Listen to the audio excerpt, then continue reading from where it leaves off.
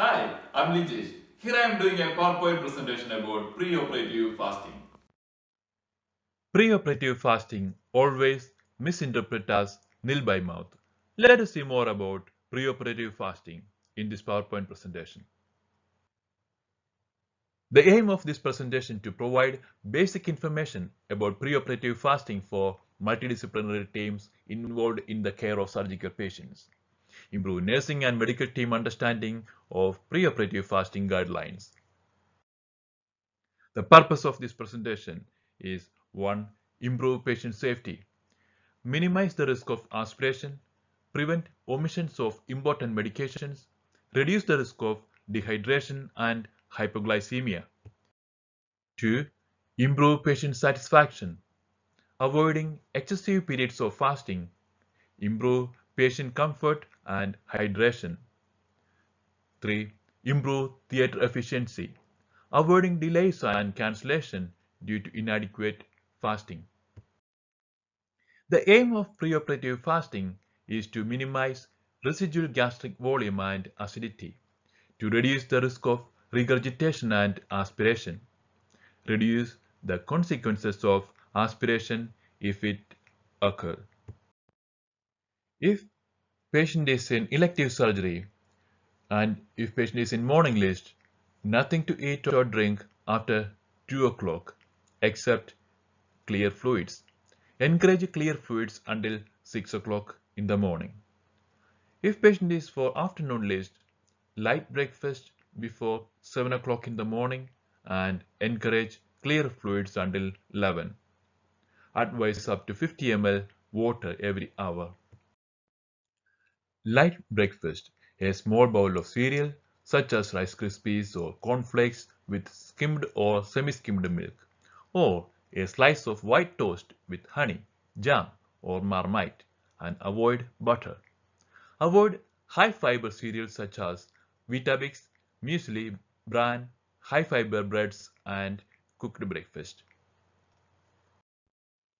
Clear fluids are water, black tea, black coffee, and diluted squash. Clear fluids should not include alcohol. Alcohol-containing drinks should be avoided for 24 hours prior to surgery, as alcohol may increase gastric emptying time. The volume of liquid consuming is less important than the type of liquid consuming. Solids, milk-containing drinks, juices, and carbonated drinks should be avoided 6 hours prior to beginning of the operating list. Patients should eat normally on the day before surgery, but avoid large or fatty meals.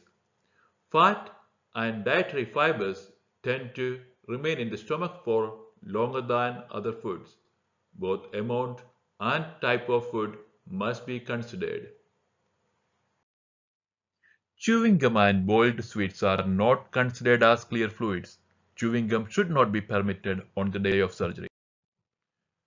Patients who require regional anesthesia must still follow the same fasting regime because sedation or conversion to general anesthesia may be required due to either patient anxiety, inadequate block, prolonged surgery, or may suffer a severe complication causing loss of consciousness such as total spinal, intravenous injection of local anesthetic.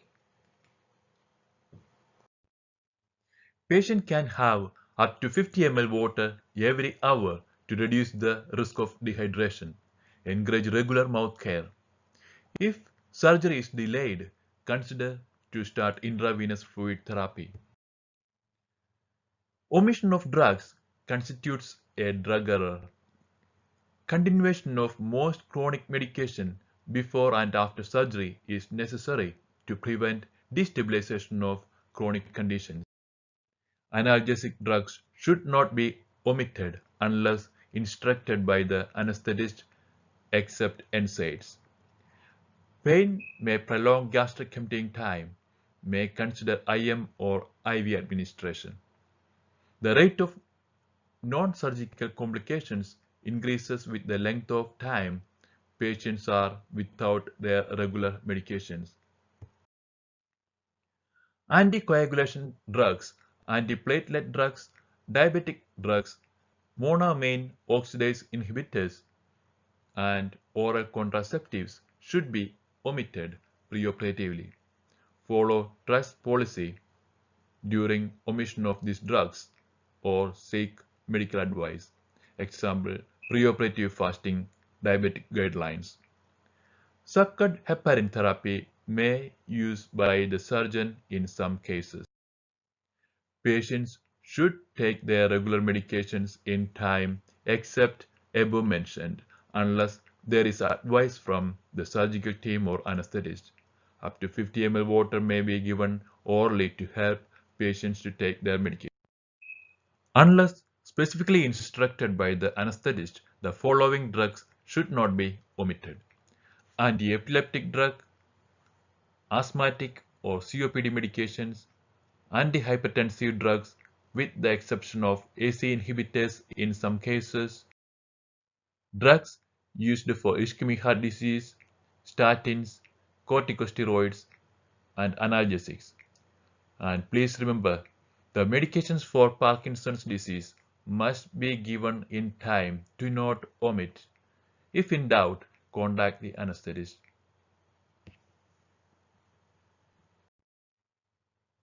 Pre-medications like tranquilizers, diazepam or temazepam to be administered at prescribed time. Before administering tranquilizers, make sure the patient has been consented and preoperative checklist completed.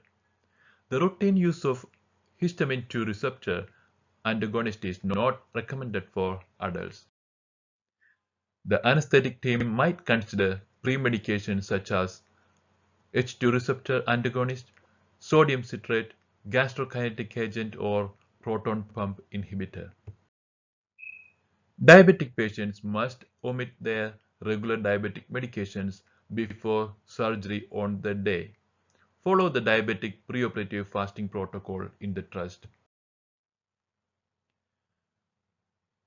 Encourage the patient to drink when they are ready if there are no medical, surgical, or nursing contraindications.